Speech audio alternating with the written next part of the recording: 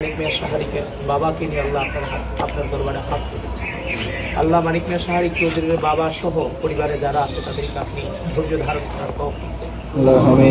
হে আল্লাহ, মানিক মিয়া সাহারি চৌধুরী নিঃস্বার্থভাবে এই দেশের জন্য জীবন বিলিয়ে দিয়ে গেছে। আল্লাহ, তার কোনো স্বার্থ ছিল না। আল্লাহ আল্লাহ তাকে আপনি শহীদ দরজা দান করেন।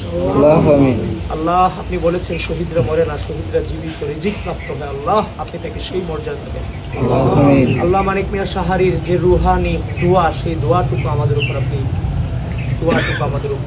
আমাদের উপরে সেই দোয়াটুকু আপনি পৌঁছে দিন।